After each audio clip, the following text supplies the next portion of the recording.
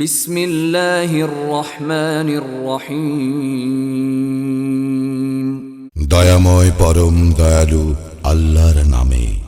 ইযা জাআ নাসরুল্লাহি ওয়াল ফাতহ, যখন আসিবে আল্লাহর সাহায্য ও বিজয়।